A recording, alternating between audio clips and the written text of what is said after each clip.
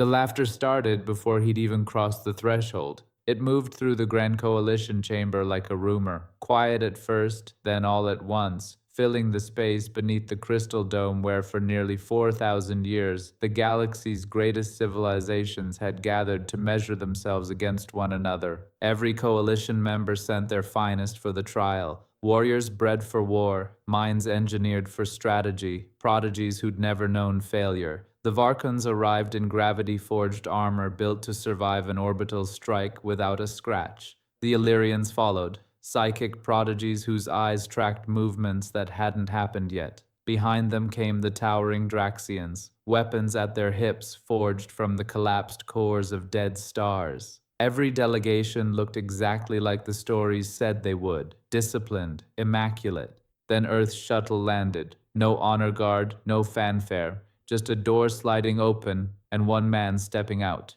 He was unremarkable in every visible way, a gray jacket gone soft at the elbows, boots that had walked more miles than they had any right to, a notebook tucked under one arm like he'd forgotten he was carrying it. He didn't look up at the dome or the crowd or the cameras. He just walked. The arena went quiet for exactly 5 seconds. Then somebody laughed.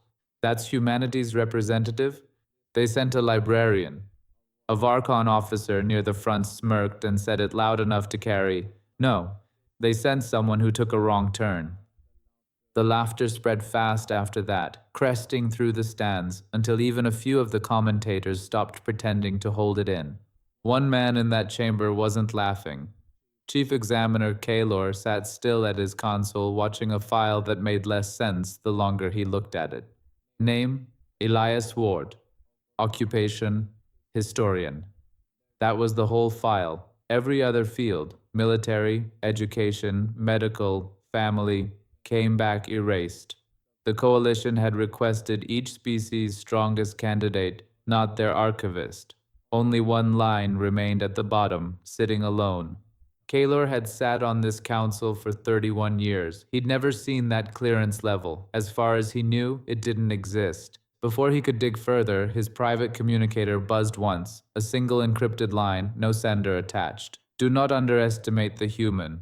It deleted itself before he could screenshot it. A horn sounded, low and metallic, rolling through the chamber floor and up into the dome.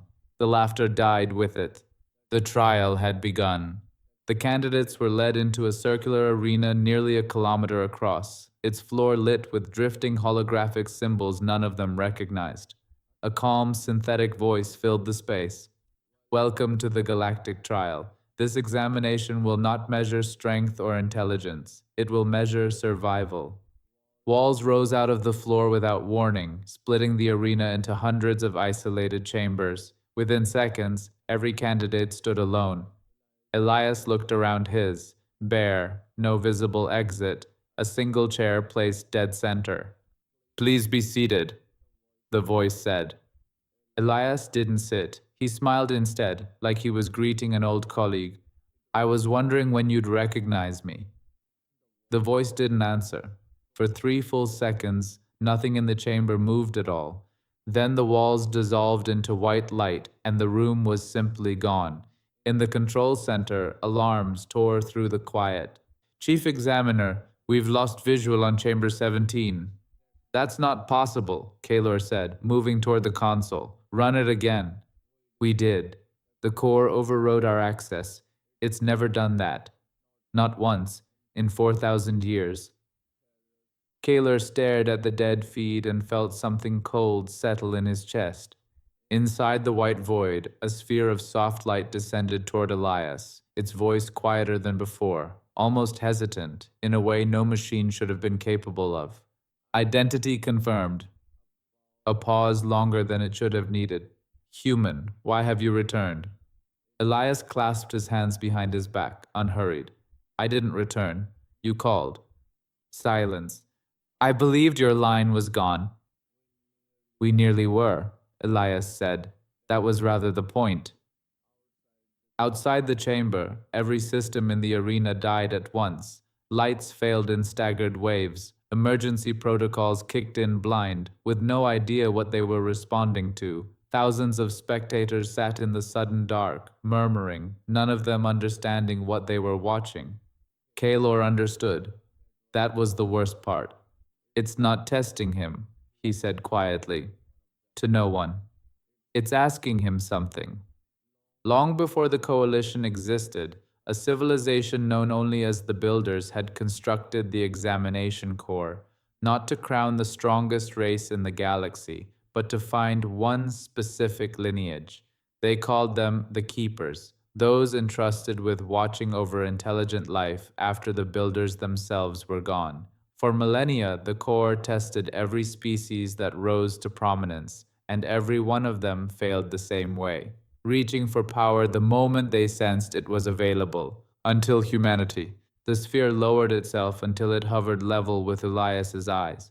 Keeper candidate Elias Ward, authorization requested. Every dead screen in the arena flickered back to life in the same instant, and every candidate in every isolated chamber watched the same impossible feed. The trial hadn't been judging humanity at all. It had been waiting for one.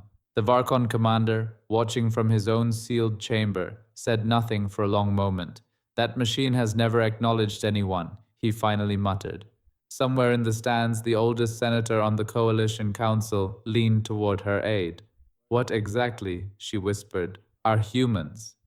Elias looked around the white nothing surrounding him, and for the first time since stepping off the shuttle, something like weariness crossed his face. I've spent 40 years making sure my own people never found out what they inherited, he said, mostly to himself. So if you're active now, something's already gone wrong. Threat detected, the sphere replied, without softening it. Extinction probability, 99.4%. Across the galaxy, dormant systems that had waited millions of years for this exact signal began to wake. Beacons buried inside long-dead moons flared to life. Satellites nobody remembered launching came back online. Beneath the surface of abandoned worlds, fleets that predated the coalition itself began, slowly, to move. In the control room, star charts filled with red faster than anyone could track it. Those aren't hostile signatures, one officer said, voice shaking.